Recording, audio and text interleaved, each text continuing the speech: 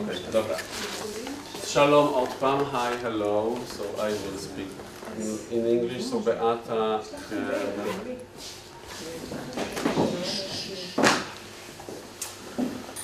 telephone, goodbye. Ken, telephone, ciao. Hasta luego.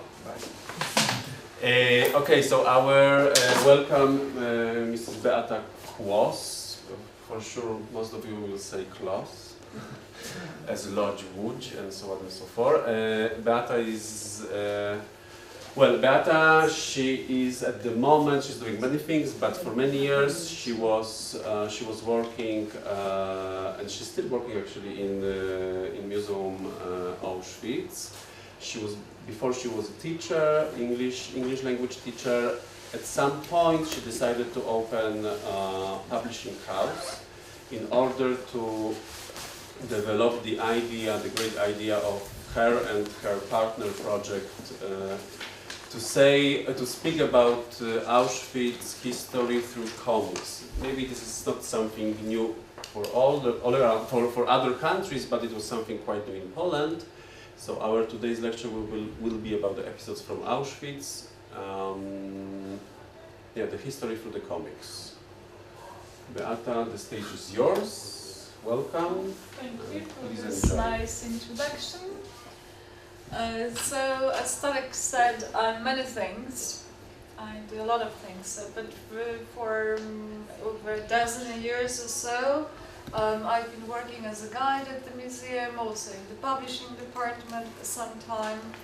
But at some point, together with my friend Jacek, in the photograph in the right lower corner, we decided to set up a publishing house. Publishing house is a little too much. It's just two of us.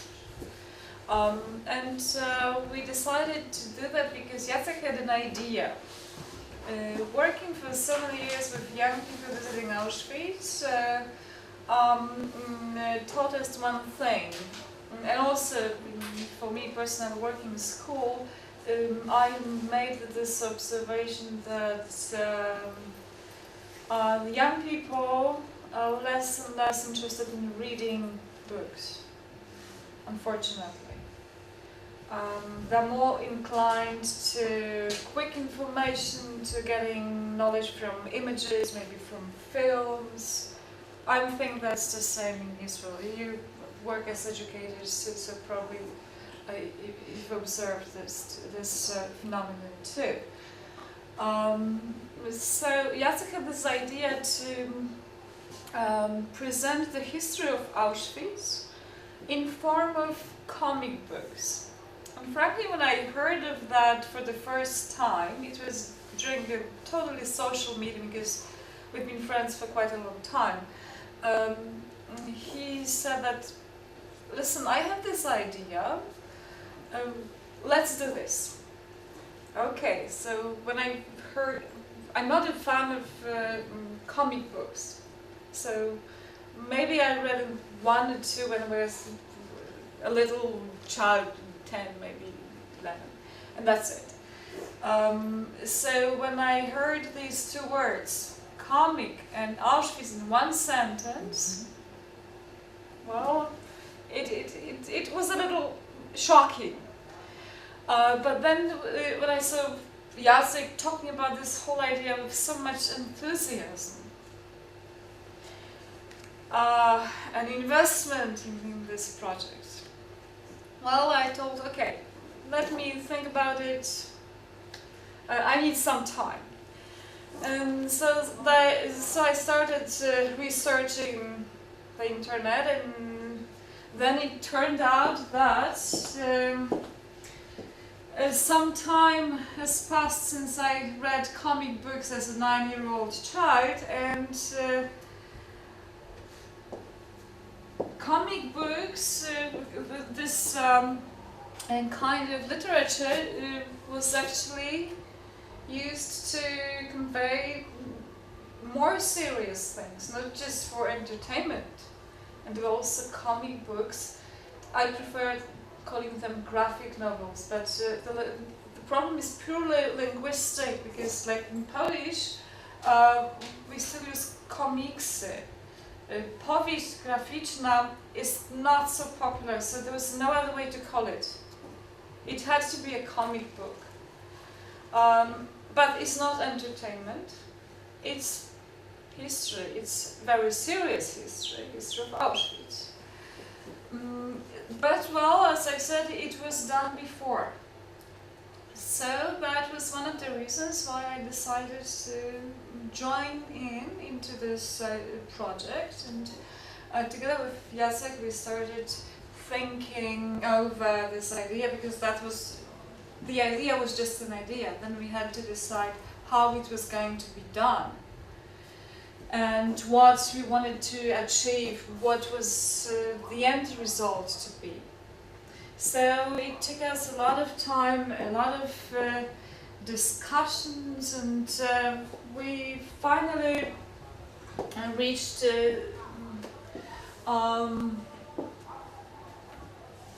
some kind of end decision. So that's what we wanted to achieve through these comics books. First of all, we wanted to stay true to the facts. That was the crucial thing for us. There wasn't supposed to be much room for poetic license.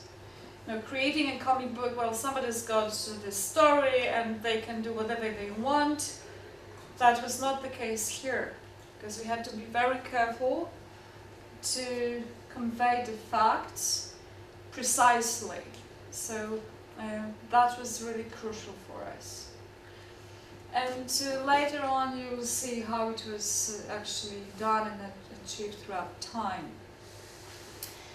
And then the second point, Auschwitz from the perspective of the individuals entangled in the camp realities. As I was told by Tadek, most of you are educators, you work with young people teaching about the Holocaust. And one of the very important elements of this education are meetings with survivors. But when the young people meet these survivors, they see them as elderly people. They are in their 80s, in their 90s. So sometimes it's difficult for them to relate to a different generation. It's difficult for them to understand that when they were in Auschwitz, they were 16, 17, 18, 20 years old. They were young people who found themselves in this horrible situation. So we just wanted to show them as they were in 1940s, as they were in Auschwitz. It's also, in a way, it was easy to achieve through a graphic form, because you've got pictures, and in a picture you can see that the person is young and not old. But the same thing could happen to you, but they were your age. So that's where we could see the potential of influencing the thinking of these young readers. Because first of all, for me personally, and also for Jacek, who worked in the International Center for Education about Auschwitz and Holocaust and was responsible for e-learning section, education was like one of those priorities. So the target group were the young readers, school children. Now the third point is series of historical comic books. I was talking about this historical element, so staying true to the facts. And now about the word series in this context. As you know, Auschwitz is a huge subject. And you cannot create a comic book which has like 1,000 pages. Nobody's going to read that. So we were limited by the form itself. And so that's why we decided that it should be a series. That gradually, through individual stories of people, we would finally convey as much of history of Auschwitz as possible, as many aspects as possible. So like, for example, in the first episode, let me just, well, because I'm talking about things you have no idea probably, so I've got 2 sets of the English versions that just take one. Well, the first story is the story about Mala and Edek, Mala Zimmerbaum and Edek Kaniński. I'm sure you're all familiar with that one. So, in this short story, we wanted to show something about the escapes and about the beginnings, the first transport, how it all began, because Edek arrived in the first transport of Polish political prisoners to Auschwitz. Then there is also something about like different prisoners. So there's well, this is a difficult word, I can't pronounce it. The whole system of prisoner functionaries, so like different prisoners in the camp. So there are like many different things. And through these little elements, eventually, as much Auschwitz history. Who made these books? We'll come to that. Slowly. So, and then of course we had to discuss the format and number of pages. So we decided that 40 pages would be the maximum. But these are not 40 pages of pictures, because at the beginning we've got like 2 texts. Introductory text, because you cannot throw a picture book at people who have no idea about Auschwitz without some introduction. So that's why there are these 2 short texts introducing the background and introducing the times to the reader. So it's to form some sort of context for the whole story.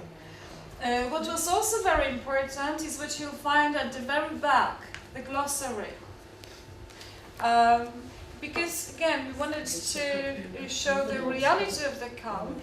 Quite often in the dialogues, there's the elements of Lagersprache.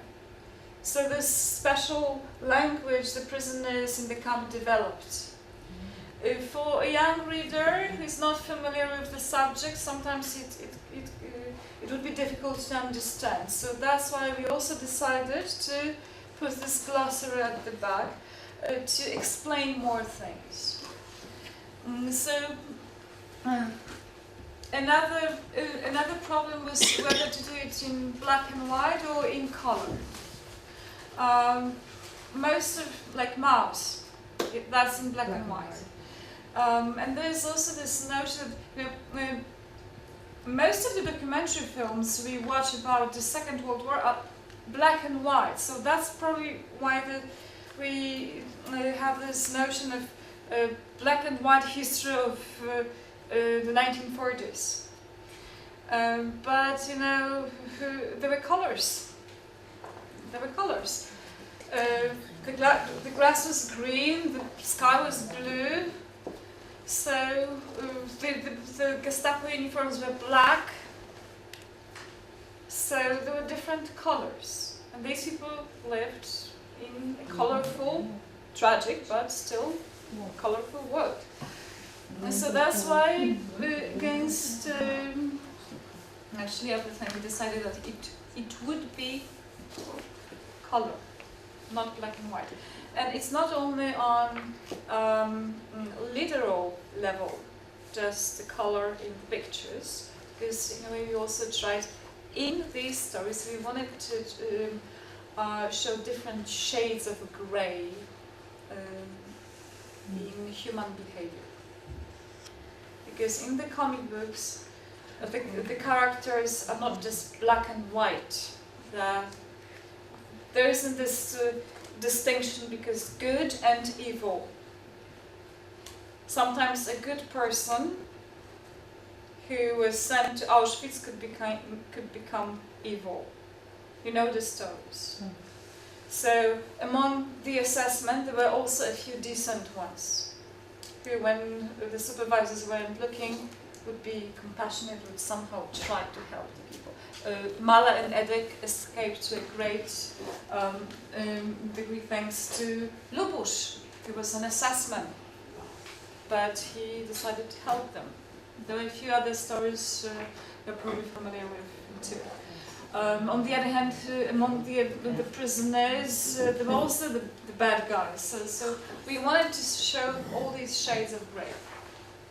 So that's why covered. And as I mentioned, important for us was education, to use it as an educational tool.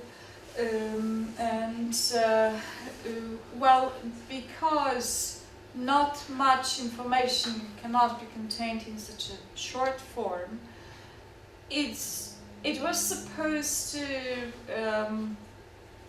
serve as sort of an incentive, just to encourage young reader to read more. Okay, generally the person who doesn't like reading at all, okay, you're not going to convince them to read a book which is this thick. But when you throw a comic book at a 14-year-old, maybe he'll take it, maybe he'll look through the pictures, maybe he'll see that the story is interesting, and he's going to try to look deeper into the subject. And he may start reading memoirs or other literature, or he may not. If he decides not to, at least he's got this little piece of information, which no doubt stays somewhere. Maybe when he grows up, he'll go back, he'll start reading again. So, well, these are the possibilities. So, we decided what we wanted to do, how we wanted to be done. So, what to do next? Naturally, we had to find the right people, because we are not artists. So, we had to find somebody to do the work done.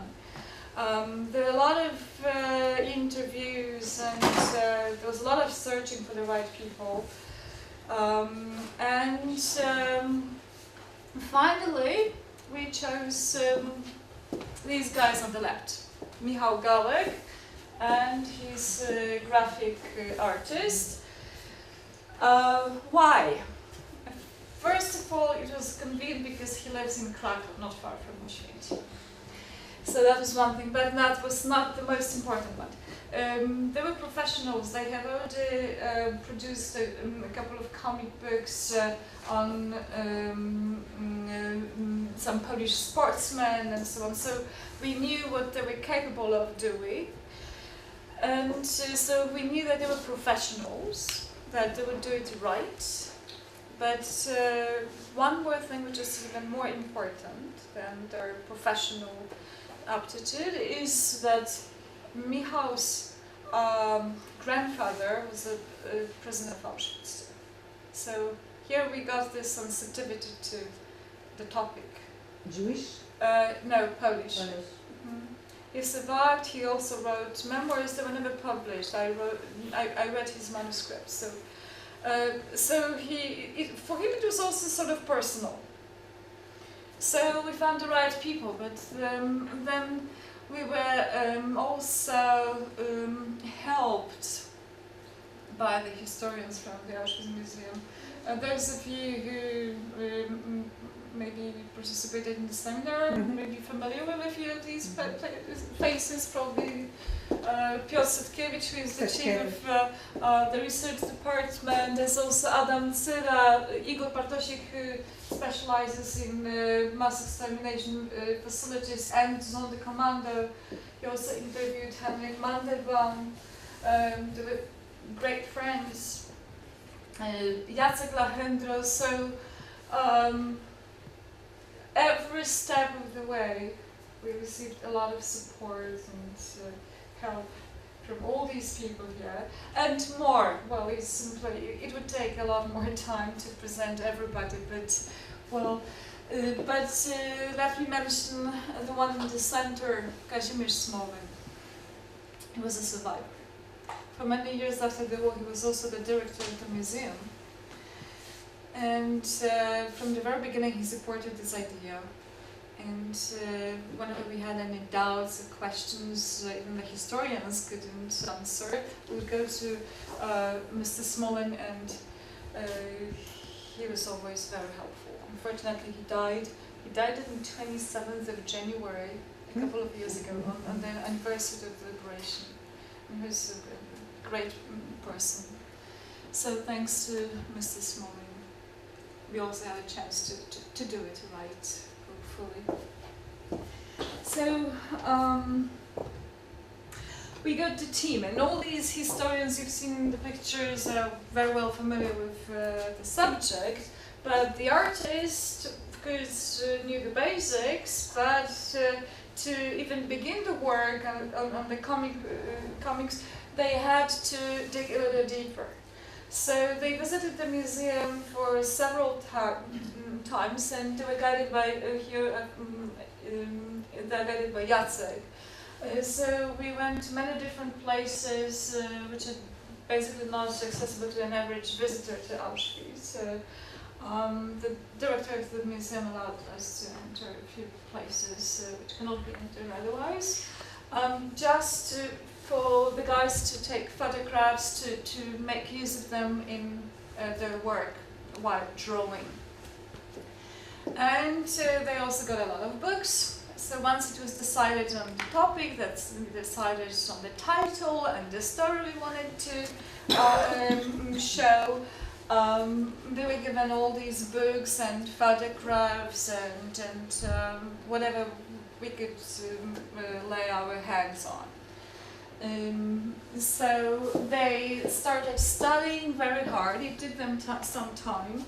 So the work, we met with Michał in 2008, that was July, and the first episode was published in 2009 in June. So it took like almost a year for the first